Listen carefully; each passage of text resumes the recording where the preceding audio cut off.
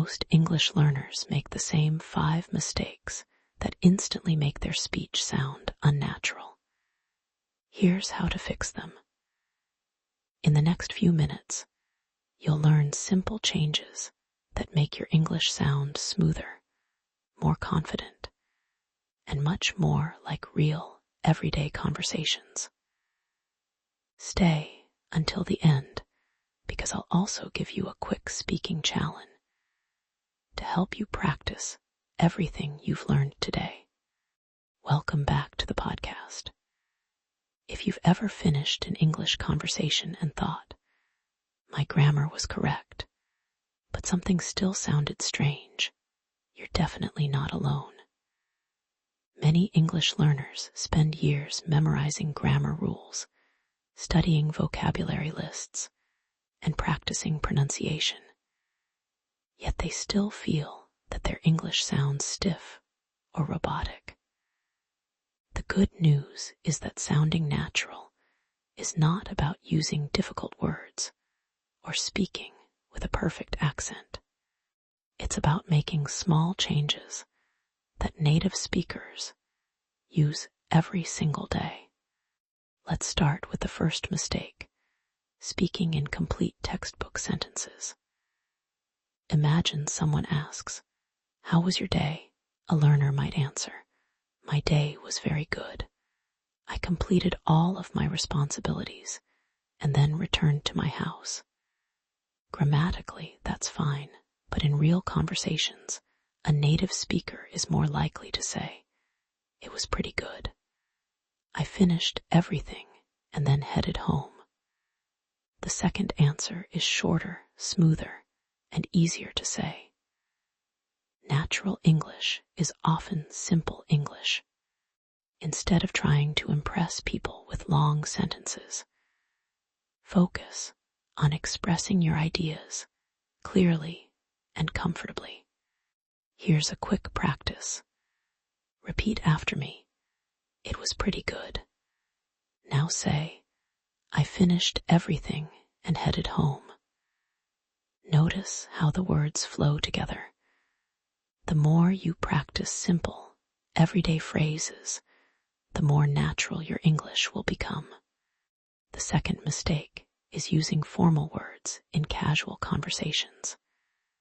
Many learners say things like, "I would like to consume some food," when everyone else simply says, "I'm going to eat." They might say, "I apologize for arriving late," instead of "Sorry, I'm late." Formal English is useful in business emails or official situations, but everyday conversations are usually relaxed. Choosing simpler words makes you sound more confident and approachable. Think about the last time you spoke English. Did you choose the longest word because it sounded more advanced? Try doing the opposite. Replace difficult expressions with the words people actually use every day. Instead of purchase, say buy. Instead of assist, say help. Instead of depart, say leave. These small changes create a big difference. The third mistake is translating directly from your first language. This is one of the biggest reasons learners sound unnatural. Your brain creates a sentence in your native language and then tries to convert it into English word by word. Unfortunately, languages don't work that way. English has its own rhythm, expressions, and sentence patterns. For example, instead of thinking about how to translate every word, learn complete phrases. Don't memorize go and home separately. Memorize go home. Don't memorize have and fun. Memorize have fun. When you store English in chunks, your brain retrieves entire expressions instead of building sentences one word at a time. Here's another practice exercise. Repeat these phrases. I'm on my way. That sounds great. No worries. See you later. I don't think so. These are natural conversation blocks that you can use every day. The fourth mistake is speaking too slowly because you're trying to make every sentence perfect. Many learners pause after every few words, checking grammar in their minds before continuing. Ironically, this makes conversations harder.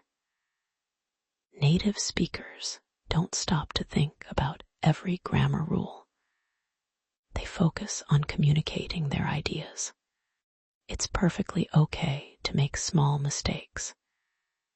If you wait until every sentence is perfect, you'll speak less and improve more slowly. Fluency grows through practice, not perfection. The next time you have an English conversation, challenge yourself to keep speaking, even if you make a few errors. Confidence is often more important than perfection. Another habit that makes English sound natural is using contractions.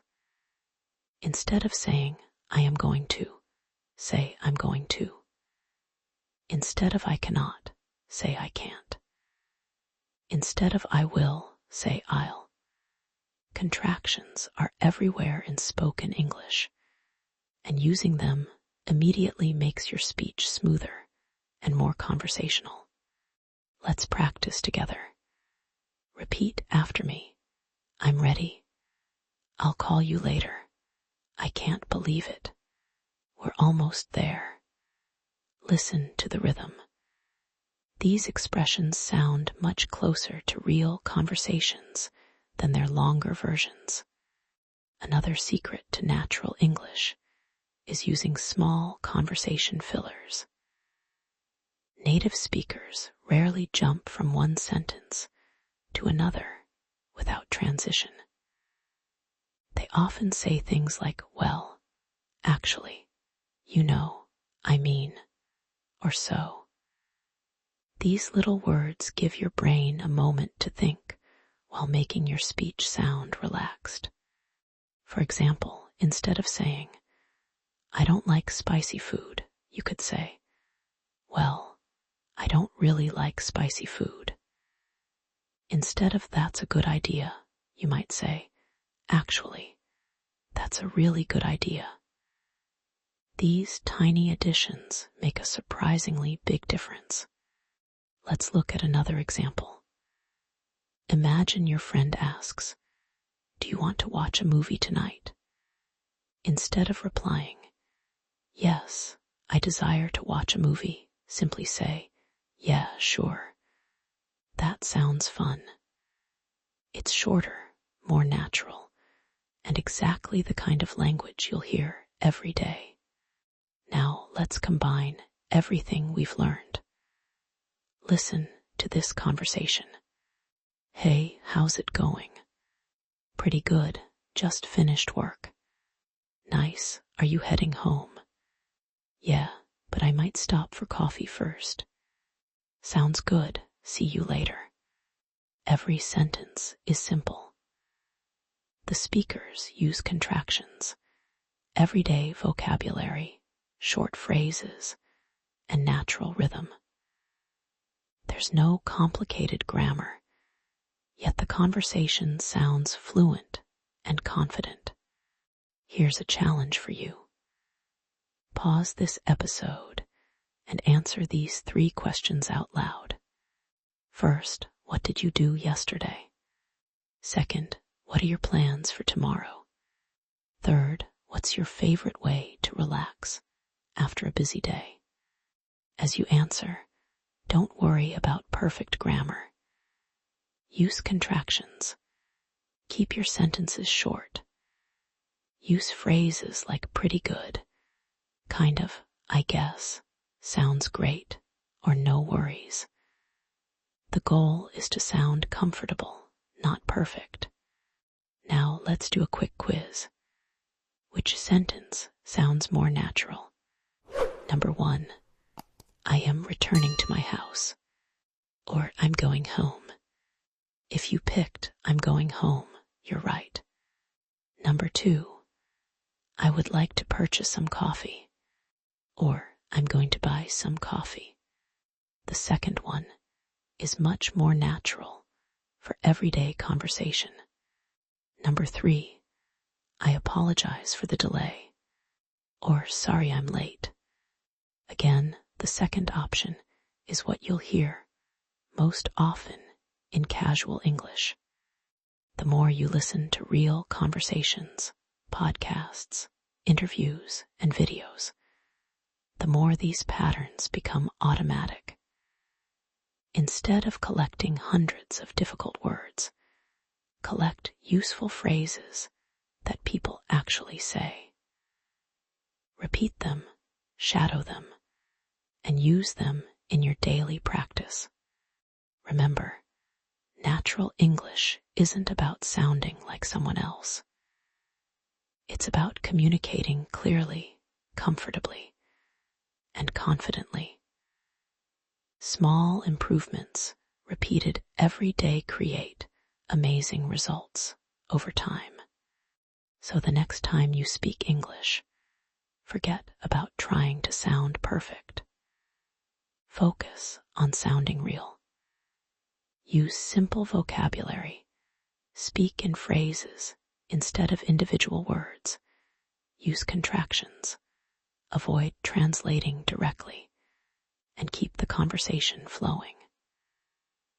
Those 5 changes will instantly make your English sound smoother and more natural. Thank you for listening. And before you go, here's one final speaking challenge.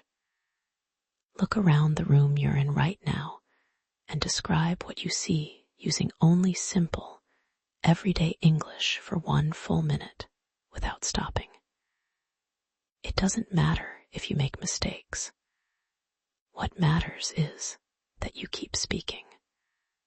The more you practice natural English every day, the more natural it will become. I'll see you in the next episode.